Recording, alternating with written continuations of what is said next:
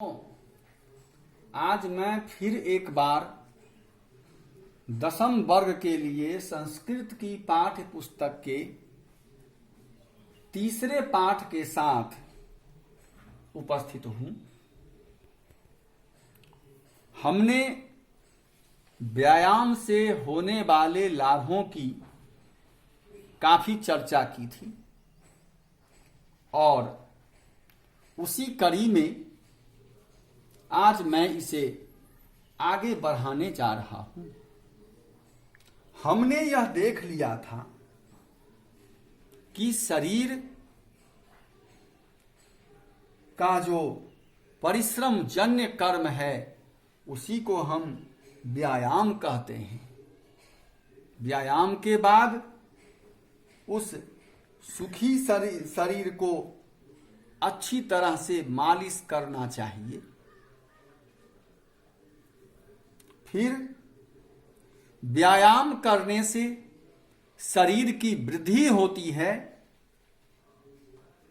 शरीर में चमक आती है, काम करने में हमें मन लगता है, हमारी जठराग्नि प्रदीप्त होती है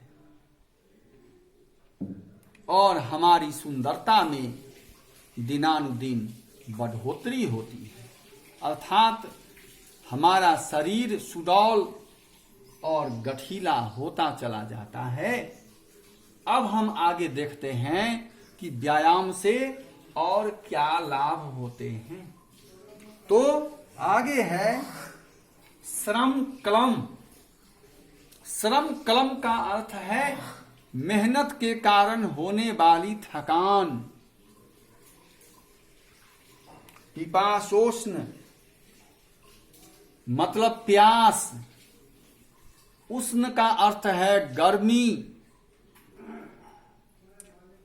शीतादीना शीत जोर आदि नाम मतलब ठंडक आदि को।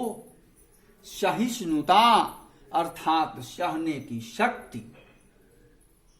ये सारी चीजें व्यायाम से ही आती हैं।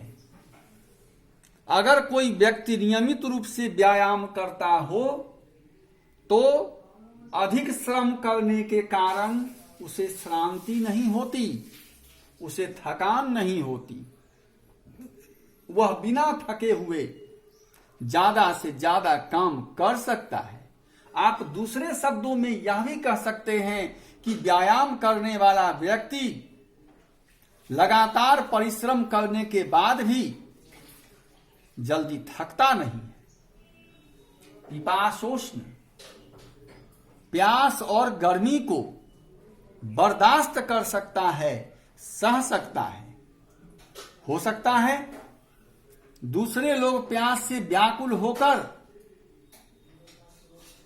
पानी मांगते हों, गर्मी के कारण दूसरे लोग परेशान हो जाते हों, उसे सह नहीं पाते हों, लेकिन एक व्यायाम करने वाला व्यक्ति प्यास और गर्मी को आसानी से सह लेता है। ठीक इसी प्रकार व्यायाम करने वाले व्यक्ति के अंदर शीता दीना सहिष्णुता ठंडक आदि को भी सहने की उतनी ही क्षमता होती है। आरोग्यम चापि परमम और निरोगता की प्राप्ति तो होती ही है। मतलब कि व्यायाम करने वाला व्यक्ति हमेशा निरोग रहता है, वह कभी रोगी नहीं होता। व्यायामात उपजायते अर्थात ये सारी चीजें व्यायाम से उत्पन्न होती है। बच्चों हम आगे बढ़ते हैं, इसलिए आगे कहा नो चास्ति नो चौ जोर अस्ति चास्ति मतलब नहीं है। सदृशम तेना उसके समान। किसके समान? व्यायाम के समान किंचित कुछ भी नहीं है। हम अपने शरीर को स्वस्थ रखने के लिए अन्य जितने सारे तरीके अपनाते हैं उन सारे तरीकों में व्यायाम सबसे उत्तम कोटि का तरीका है। स्थौल्यापकर्षणम अर्थात व्यायाम बुढ़ापा को हमारे पास फटकने नहीं देता। मतलब ये कि व्यायाम करने वाले व्यक्ति जल्दी बूढ़े नहीं होते हैं। स्थौल्या अपकर्षणम, स्थौल्य स्थूलता मतलब बुढ़ापा का यह अपकर्षण करता है, बुढ़ापे को यह दूर भगाता है। न च व्यायामिनम मर्त्यम अर्धयंत्यो बलात्, और जो व्यक्ति व्यायाम में तल्लीन है, नियमित रूप से व्यायाम करता है, उसका हाड़ और मांस स्थिर होता है। आप देखते होंगे बुढ़ापा आने पर बहुत सारे लोग हैं जिनकी हड्डियां ढीली पड़ जाती है, हड्डियां कमजोर हो जाती है, उनके चमड़े झूल जाते हैं और देखने पर ही पता चलता है कि अब यह व्यक्ति बूढ़ा हो गया। लेकिन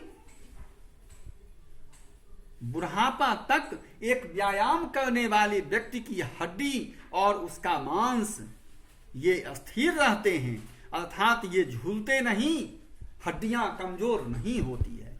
तो इसलिए बच्चों, अगर हम चाहते हैं कि हमारे अंदर थकान को सहने की क्षमता हो, प्यास को सहने की क्षमता हो, गर्मी को सहने की क्षमता हो, ठंडक को सहने की क्षमता हो, हम हमेशा निरोग रहें, बुढ़ापा हमारे पास फटके नहीं, और अधिक से अधिक उम्र का होने पर भी हमारा हाड़ और मांस, हमारी हड्डियां और हमारा मांस स्थिर रहे, तो ऐसी स्थिति में हमें व्यायाम करना चाहिए, क्योंकि जीवन का वास्तविक सुख हमें व्यायाम से ही प्राप्त होता है। आप वीडियो को लाइक करने के साथ साथ अपनी समस्या को कमेंट बॉक्स में अवश्य लिखें। That's all.